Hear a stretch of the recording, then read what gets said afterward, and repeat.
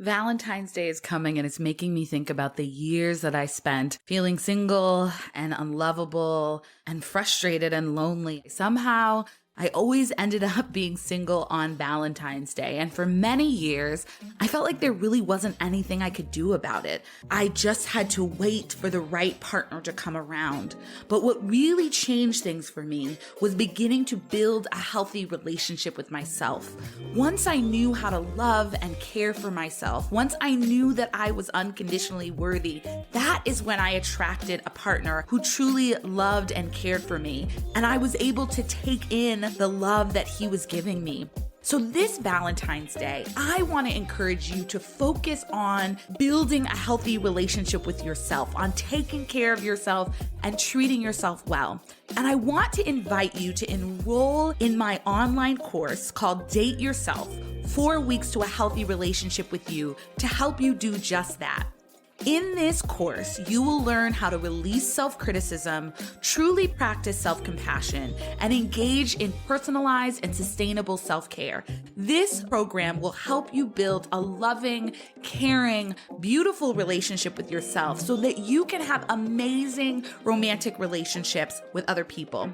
So whether you're single or partnered, treating yourself to the Date Yourself program is the best gift you can give yourself this Valentine's Day. And in honor of Valentine's Day, I'm offering a special bonus. So if you sign up for the program before midnight on February 14th, you will get access to a live coaching call with me where we'll be talking about dating and relationships. This is going to be a group coaching call, and I'm going to be answering your questions about dating and relationships and sharing all of the wisdom I have gained from my own healthy relationships as well as years of doing couples therapy. You can enroll and learn more by going to unconditionallyworthy.com/date yourself. I hope to see you there.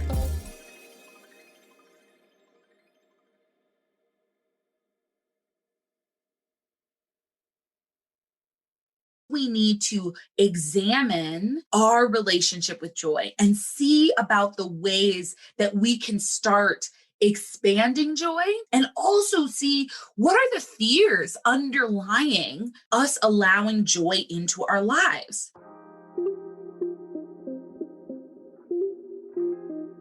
Welcome to the Unconditionally Worthy Podcast. In this podcast, I will guide you on your journey to connect with the true source of your self-worth. Each week, we'll discuss barriers to unconditional self-worth, the connection between self-worth and relationships, self-worth practices you can apply to your life, and how to use self-worth as a foundation for living courageously. I'm your host, Dr. Adia Gooden, a licensed clinical psychologist, dance enthusiast, and a dark chocolate lover who believes deeply that you are worthy unconditionally.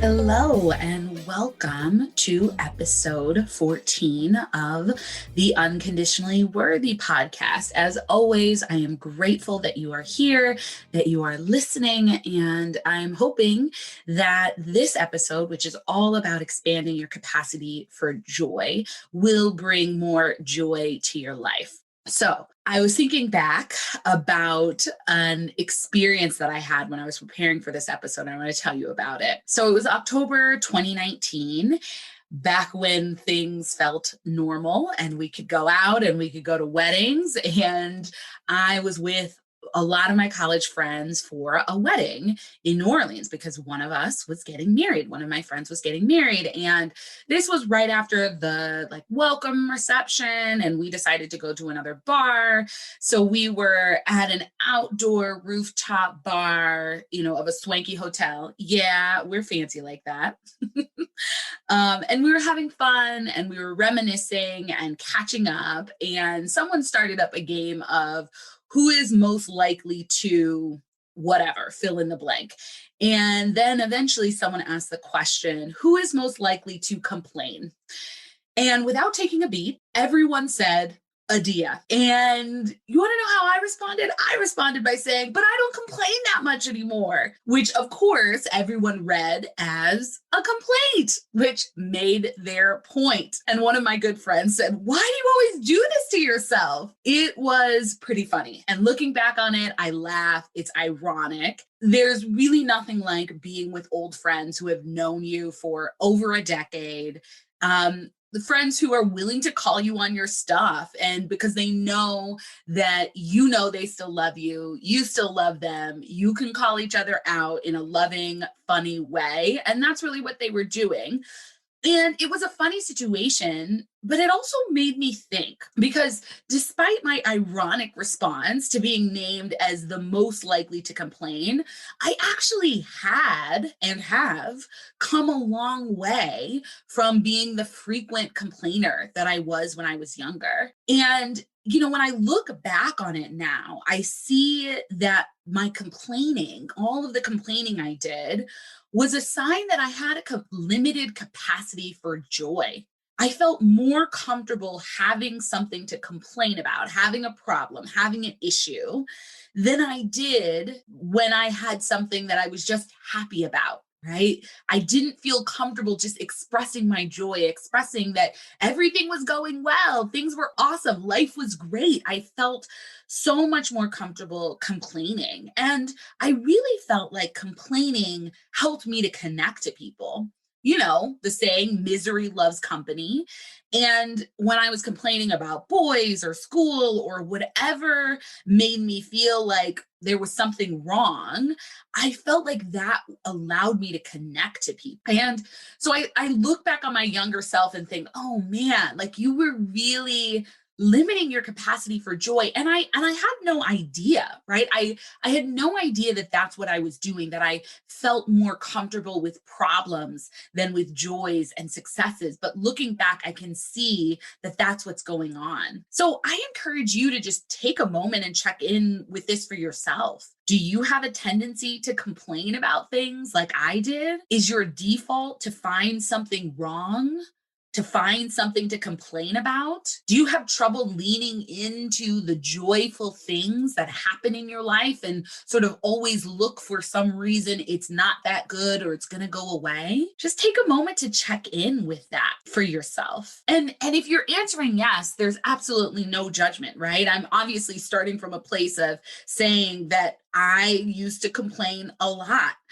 And I think the first step, as with almost anything, is recognizing it, right? Recognizing, oh man, I do complain. Oh man, I do tend to always find what's wrong. And the interesting thing for me is that even though I complained a lot, I'm a generally happy person, and I've always been a pretty happy person.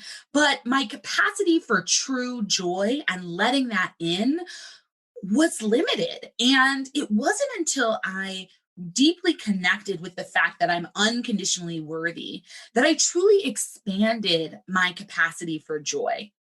When I was in the place of low self-worth or conditional self-worth, where I felt like I had to prove that I was worthy, I didn't truly feel worthy of love, joy, and success. And I felt like I had to make those good things smaller by complaining about them. Once I connected deeply to my unconditional self-worth, then I was able to expand my capacity for joy and let go of most of my complaining in the process. Knowing I was unconditionally worthy opened me up to receiving more joy because I felt worthy of it. Before, when I didn't feel worthy, when I was stuck in a place of low self-worth or feeling like I had to prove my worth, I didn't allow myself to have the unbridled joy that I think we're all worthy of. And I felt like, I had to tamp it down or push it away because I wasn't worthy of it. And so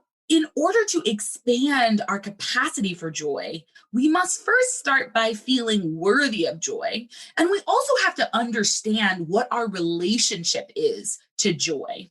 And this really clarified for me when I read the book, The Big Leap by Gay Hendricks. And he talks about a lot of things in the book, The Big Leap. a lot of great things. So I'd highly recommend the book in general, but specifically related to joy. He talks about the fact that we all have a certain capacity for joy in our lives. And we have basically like internal thermostats for how much joy we are able to tolerate in our lives. And just like a thermostat might work in your house, right? If you set the thermostat for 75 degrees. Once the temperature gets to 75 degrees in your house, the thermostat is going to shift something and it's going to either, start blowing cold air to keep the temperature down. Or if it's too cold, it will start blowing warm air, right, to get the temperature up to 75. But it's always going to keep your house at 75 degrees. So similarly, right, like let's say you can tolerate 75% joy. When you hit 76%, something's going to shift in your thermostat.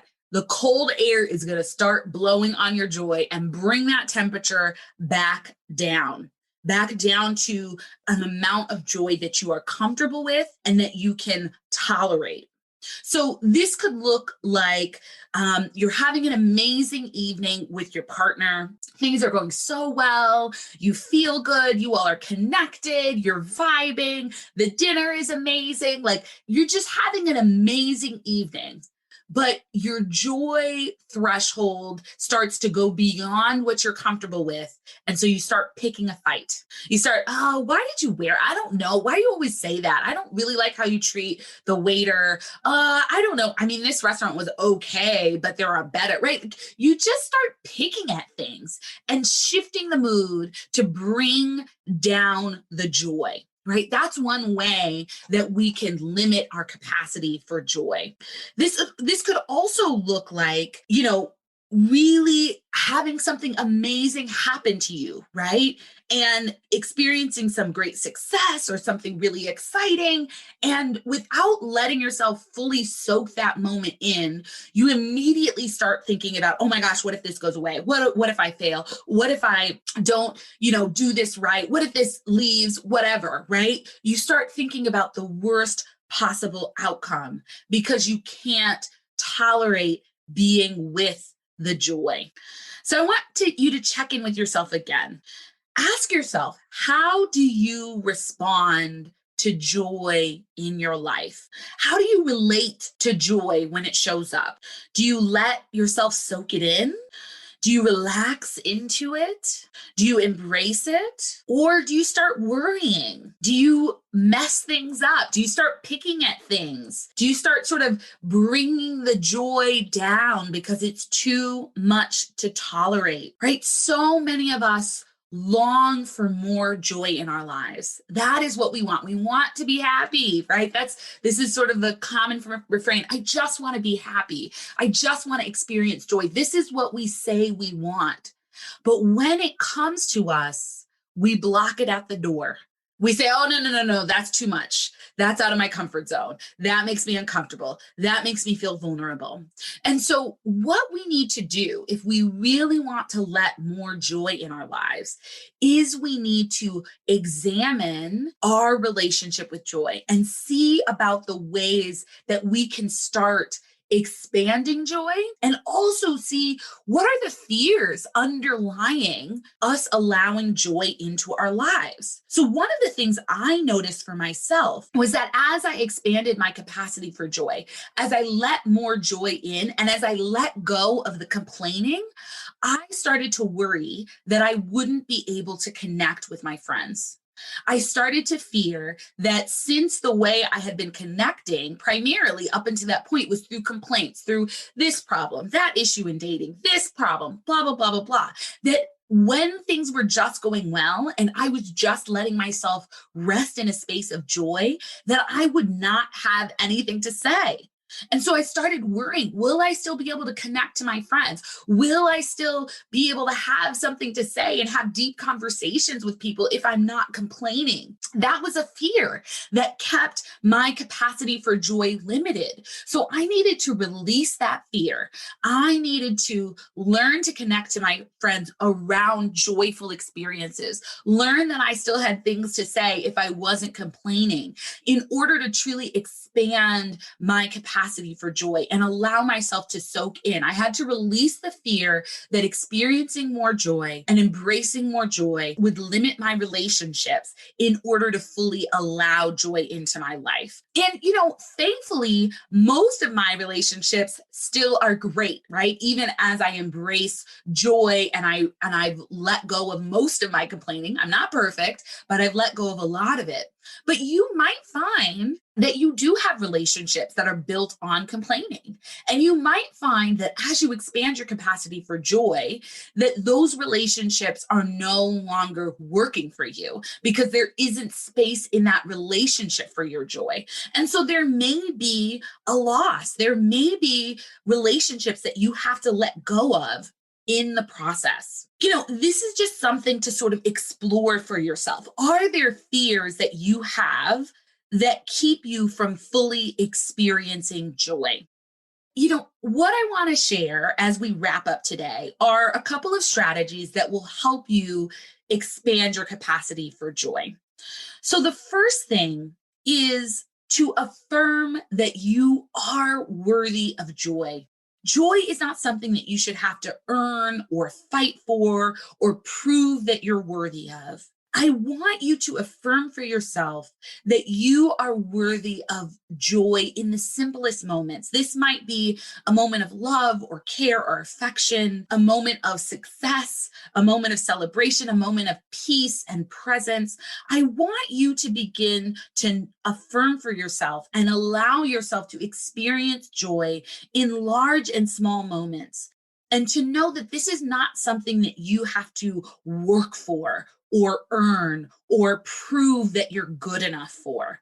The second thing I want to encourage you to try out as you're expanding your capacity for joy is to intentionally lean into the moments of your life that are joyful.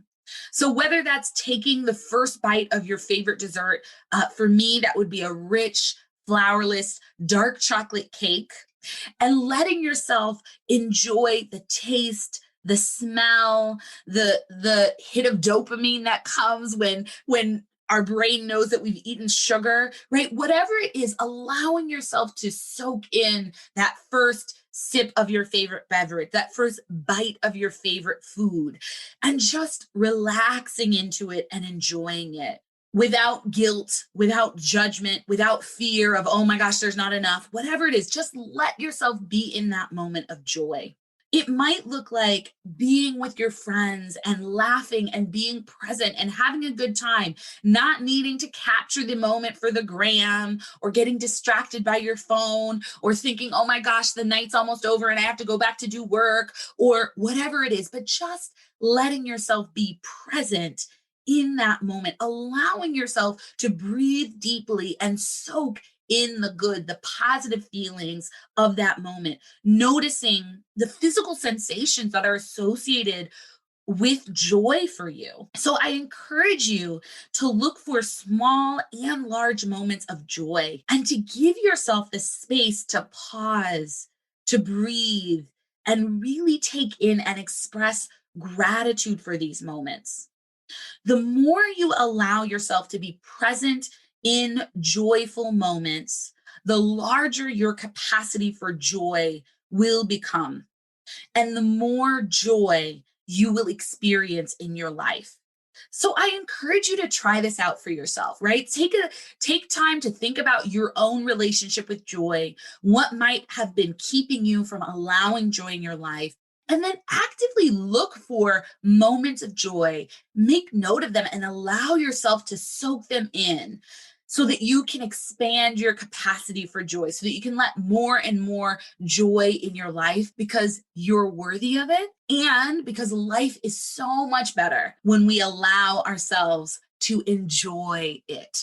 Okay, that's it for this week's episode. Thank you so much for listening and stay tuned.